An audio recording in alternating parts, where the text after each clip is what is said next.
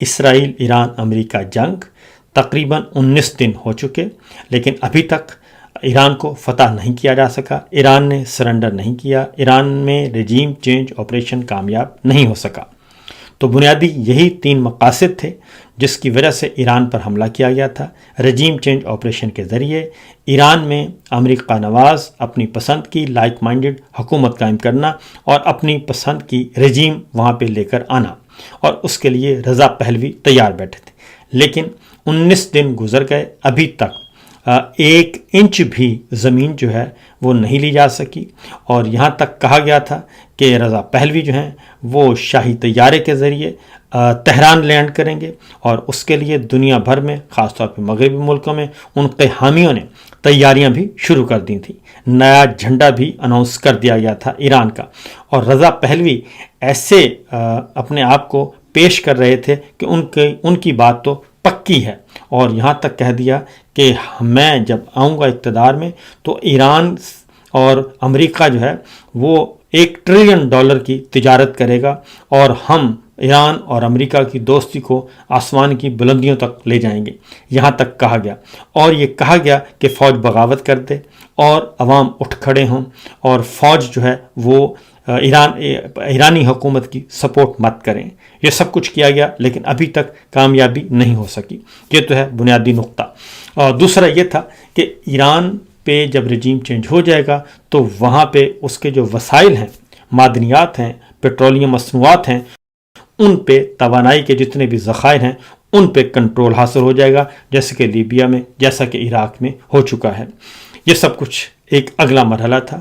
اس کے بعد اس سے اگلا مرحلہ تھا کہ ایران میں جب امریکہ نواز اور لائک مائنڈڈ حکومت آ جائے گی، رجیم چینج ہو جائے گا، تو وہاں پہ پھر فوجی اڈے بھی بنیں گے، اور ایران میں بیٹھ کے ہم مڈل ایسٹ کو بھی، چائنا کو بھی، پاکستان کو بھی، افغانستان کو بھی، اس پورے خطے کو ہم کنٹرول کریں گے اور نظر رکھیں گے، اور ایک پکا ایک ایسی بیس بن جائے گی جس میں اب پھر کوئی ضرورت نہیں ہوگی کسی اور کمزور فوجی اڈے کی۔ لیکن ہوا یہ کہ بدترین قسم کا مزاحمت کا سامنا کرنا پڑا، اور ثابت ہوا کہ ایران جو ہے وہ بظاہر جس کے پاس ایئر فورس نہیں ہے، لیکن اس کا ریاستی ڈھانچہ جو ہے، حکومتی ڈھانچہ، وہ اتنا مضبوط ہے، انتظامی ڈھانچہ، کہ اس کو توڑنا ممکن نہیں ہے۔ یہاں تک کہ پوری کی پوری لاٹ اس کی ختم کر دی گئی، سیاسی قیادت ختم کر دی گئی، سپریم لیڈر شہید کر دیا گیا، اور اس کے ساتھ ساتھ ان کے صدر کو شہید کر دیا گیا، ان کے پاسداران انقلاب، ان کے سربراہان کو مار دیا گیا، جوہری سائنسدانوں کو مار دیا گیا۔ لیکن اس کے باوجود ایرانی عوام جو ہیں وہ اپنی حکومت کے ساتھ ڈٹ کر کھڑے ہو گئے، اور جس کو سب سے بڑی کامیابی تصور کیا جا رہا تھا کہ جیسے ہی سپریم لیڈر جو ہیں وہ شہید ہوں گے، ان کو مار دیا جائے گا، اور اس کے بعد ایران میں ایک بغاوت بلند ہو جائے گی، اور اس 24 گھنٹے کے اندر امریکہ جو ہے وہ کنٹرول حاصل کر لے گا۔ لیکن جس کو وہ سب سے بڑی کامیابی سمجھ رہا تھا، وہی اس کی سب سے بڑی ناکامی ثابت ہوئی، اور ایران کے عوام، نہ صرف ایران کے عوام بلکہ دنیا بھر کے جو اہل تشیع ہیں، وہ شیعہ مکتبہ فکر کے جتنے بھی دنیا بھر میں تھے، وہ سب جمع ہو گئے، اکٹھے ہو گئے اور متحد ہو گئے، یہاں تک کہ صرف پاکستان میں ایک دن میں 36 لوگوں کو گولیاں مار کر شہید کر دیا گیا، اور وہ اس لیے کہ انہوں نے امریکی سفارت خانوں کے سامنے احتجاج کیا تھا۔ یہ بھی ہوا پاکستان میں۔ تو یہ صورتحال جو ہے بڑی ایک حیرت انگیز سامنے آئی، اور کل صدر ٹرمپ نے اس بات کا اعتراف بھی کیا کہ ایران جو ہے وہ ایک طاقتور ملک نکلا، اور ہمیں بالکل بھی اس بات کا اندازہ نہیں تھا۔ وہ کہتے ہیں کہ ایران جو ہے وہ ایک ایسی قوم ہے، بڑی طاقت، زبردست طاقت، کسی نے توقع نہیں کی تھی کہ وہ خلیجی ممالک پر میزائل سے حملہ کریں گے، اور ہمیں بہت حیرت ہوئی۔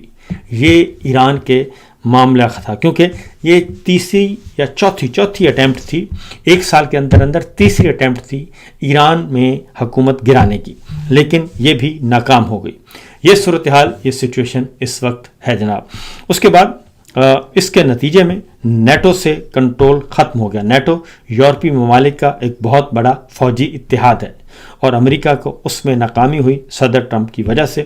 اور نیٹو نے اپنے آپ کو علیحدہ کر لیا اس لڑائی سے، اور انہوں نے کسی کی یہاں تک کہ جنوبی کوریا تک جو ملک ہے اس نے بھی انکار کر دیا۔ اس نے بھی کہا کہ ہم اس لڑائی میں شامل نہیں ہوتے، اور جن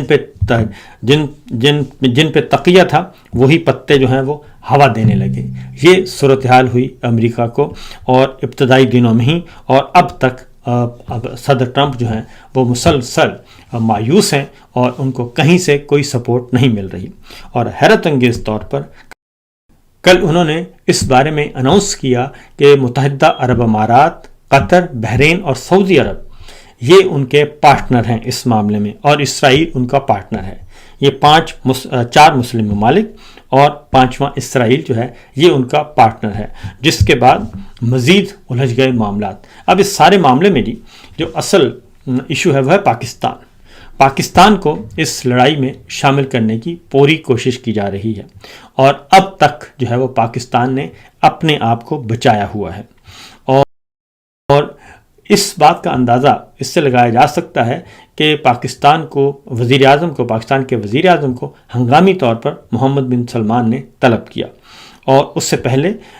جو وزیر دفاع ہیں سعودی عرب کے خالد بن سلمان، وہ بھی کہتے رہے، اور 4 وزٹ کی ہے army chief general Asim Munir صاحب نے، اور انہیں بھی یہی کہا جاتا رہا۔ آخری ٹویٹ میں تو انہوں نے بات کھول کر رکھ دی کہ جو فریم ورک ہمارا ہوا ہے پاک سعودی دفاعی معاہدہ، اس کے اندر رہتے ہوئے پاکستان اپنا کردار ادا کرے، اور اس کے بعد پھر شہباز شریف صاحب کو طلب کیا گیا، جس میں فیلڈ مارشل بھی ان کے ساتھ گئے، اور ابھی تک پاکستان نے اپنے آپ کو بچایا ہوا ہے۔ اور اس کی وجہ یہ ہے کہ پاکستان ایران کے ساتھ اس طریقے سے کسی کھلی لڑائی میں شامل ہونا اس کے لیے زہر قاتل ہوگا۔ اس کی وجہ یہ ہے کہ ایک تو ایران ہمسایہ ملک ہے، اور دوسرا ایران کی سرحدیں پاکستان کا صوبہ بلوچستان جو کہ حساس ترین ہے اور اس سے ملتی ہیں، اور وہاں پہ انریسٹ ہے، اور وہاں پہ علیحدگی پسند جو ہیں، شدت پسند ملیٹنٹس جو ہیں وہ ان کا کنٹرول ہے، اور ریاست وہاں پہ کمزور ہے، اور اگر پاکستان ایران پہ حملہ کرتا ہے تو سب سے زیادہ غیر محفوظ ہمارا صوبہ بلوچستان ہوگا، اور اس کی دوسری سرحد بلوچستان کی وہ ہے افغانستان کے ساتھ ملتی، اور افغانستان کے ساتھ بھی ہم نے پنگا لیا ہوا ہے۔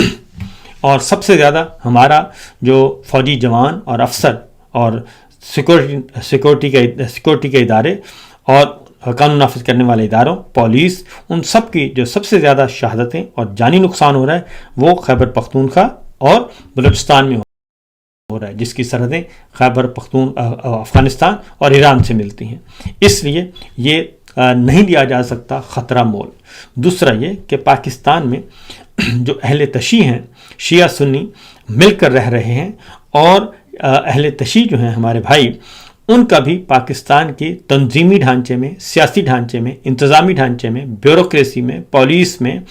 اور ہماری مسلح افواج میں، فضائیہ میں، بحریہ میں، تمام کے تمام فورسز میں، انٹیلیجنس اداروں میں، سول ملٹری دونوں، اس میں ایک مؤثر جو ہے اس کا پورشن ہے، اور بلا تفریق وہ اپنا کام کر رہے ہیں، کیونکہ پاکستان میں ابھی تک ایسی کوئی خدا نخواستہ نہیں ہے تفریق کہ فلاں افسر یہ ہے تو اس کو آگے نہیں لے کے جانا، فلاں افسر یہ ہے تو اس کو آگے نہیں لے کے جانا، ایسا نہیں ہے۔ تو اس لیے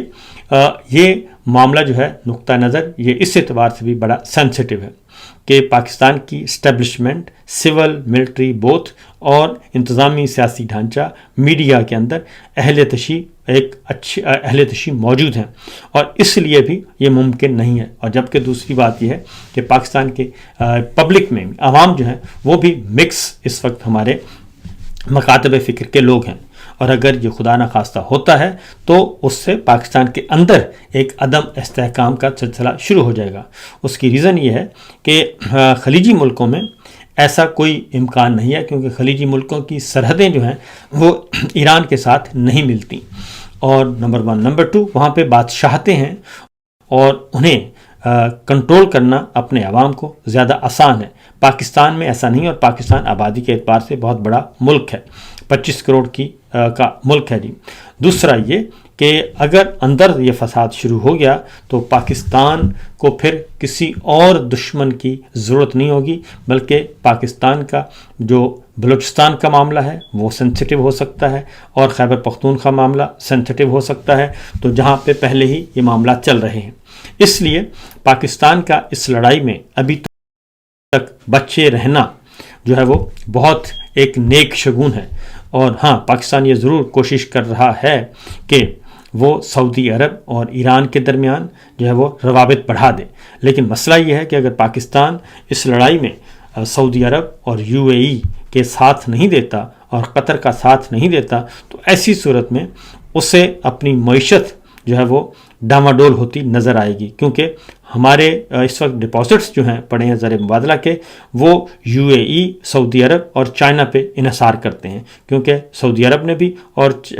UAE نے بھی، دونوں نے ہمیں پیسے دیے ہوئے ہیں اور ڈپازٹ پڑے ہیں، اور وہ کمرشل لون ہیں، لیکن زر مبادلہ کے ذخائر ہمارے اسٹیبل ہیں۔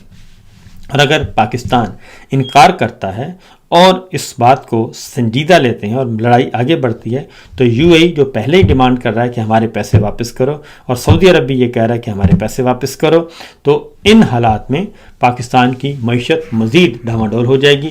پھر یہ کہ ان ملکوں میں پاکستانی بہت زیادہ کام کر رہے ہیں، اور فوری طور پر نہ صحیح لیکن آئندہ چند برسوں میں پاکستان جو ہے پاکستانی متاثر ہوں گے، کیونکہ نئی امیگریشن پالیسیاں آ جائیں گی، ویزا پالیسی آ جائے گی، پاکستانیوں کے لیے ویزے محدود کر دیے جائیں گے، جیسا کہ یمن کی جنگ کے بعد بھی ایسا ہوا تھا کہ جب یمن میں انکار کیا پاکستان نے